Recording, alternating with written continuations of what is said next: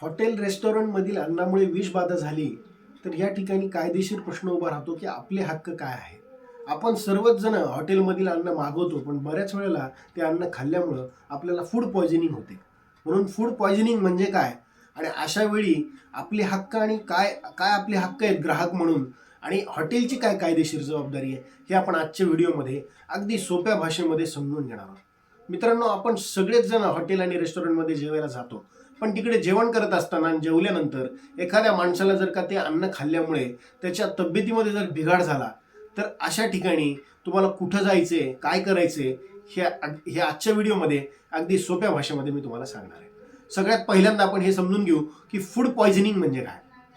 मित्रांनो, हॉटेलमध्ये गेल्यानंतर हॉटेलमधलं जे अन्न आहे ते बनवलेलं अन्न, दूषित पाणी आहे तिथे, खराब तेल आहे, तसेच एक्सपायर्ड साहित्य आहे किंवा तिथल्या ज्या काही गोष्टी वापरलेल्या आहेत ह्या सगळ्या गोष्टीमुळे त्या बनवलेलं अन्न जे आहे ते अन्न जर कोणी खाल्लं आणि त्यामुळे जर त्यांच्या तब्येतीमध्ये बिघाड झाला तर याला आपण सोप्या भाषेमध्ये फूड पॉयझनिंग असं म्हणतो, विषबाधा असं आपण म्हणतो.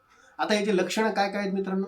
ते अन्न खाल्ल्यानंतर तुम्हाला उलटी व्हायली, तुम्हाला जर का जुलाब झालेत, तुम्हाला पोट दुखतंय, ताप आलाय किंवा गंभीर प्रसंगामध्ये तुमचा मृत्यू सुद्धा होऊ शकतो. तर अशा केसमध्ये तुम्हाला काय प्रोटेक्शन आहे मित्रांनो?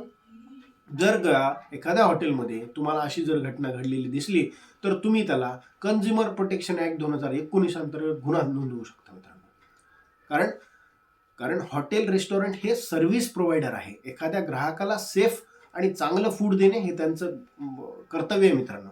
आणि ते जर का हे करत नसतील तर त्यांच्यावर कन्झ्युमर प्रोटेक्शन ॲक्टनुसार डेफिशियन्सी इन सर्व्हिस म्हणजे त्यांच्या कामामध्ये त्यांनी निकृष्ट दर्जाचा वापरल्यामुळे हे झालेली दुखापत म्हणून गुन्हा दाखल होतो. तसेच अनफेअर ट्रेड प्रॅक्टिस केली की जी प्रॅक्टिस सरळ पाहिजे होती, म्हणजे की स्वच्छ आणि चांगलं फूड खाऊ घालणं हे आपल्या बंधनकारक आहे, आपल्या संविधानाने सुद्धा तो अधिकार दिला आहे. आणि असं जर का एखादा हॉटेलवाला ऐकत नसेल तर या अंतर्गत गुन्हा नोंदवता येतो. दुसरं काय करता येईल मित्रांनो? Food and safety standards act 2006 FSSAI यानुसार प्रत्येक हॉटेल आणि रेस्टॉरंटला त्यांचा तो परवाना घ्यावा लागतो. आणि जर का एखाद्या हॉटेलमध्ये असं अन्न शिजवलेलं खाऊ घातलं असेल आणि असं जर का विषबाधा झाली कोणाला तर नक्कीच त्यांचा हा परवाना रद्द केला जातो. तसेच त्यांना 3 वर्षापर्यंत शिक्षाही होऊ शकते आणि दंडही लागू शकतो. हे सगळे प्रावधान ह्या शिक्षणांतर्गत आहे. मित्रांनो, FIR दाखल होऊ शकते का? 100% FIR सुद्धा दाखल होऊ शकते. पण कुठल्या केसमध्ये? जर का ते विषबाधा खाऊन तुम्ही रुग्णालयात ॲडमिट झालेला आहात आणि डॉक्टरच्या रिपोर्टमध्ये सिद्ध झालंय की आता ही विषबाधा ह्या अन्नामुळे झालेली आहे आणि अशा केसमध्ये त्या हॉटेलवर आणि हॉटेलच्या मालकावर 100% FIR होऊ शकते मित्रांनो.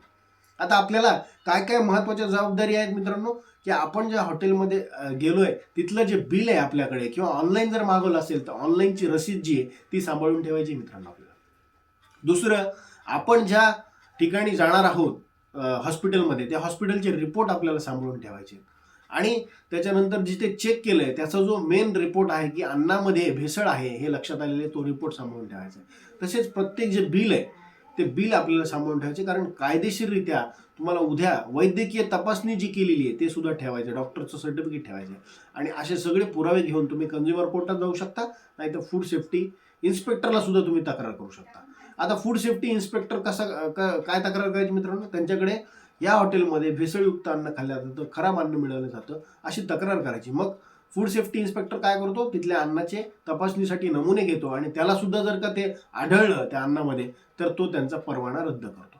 तर अशा प्रकारे आपल्याला जर का एखाद्या हॉटेलमध्ये गेल्यावर अशा पद्धतीचा जर का प्रसंग आठवला तर नक्की तुम्ही हा व्हिडिओ शेअर करा प्रत्येकाला. त्यांनाही कळेल की आमचे हक्क काय आहेत आणि हॉटेलवाल्यांची कायदेशीर जबाबदारी काय. आणि हा व्हिडिओ जर आवडला असेल तर नक्की लाईक करा, शेअर करा, सबस्क्राईब करा. धन्यवाद.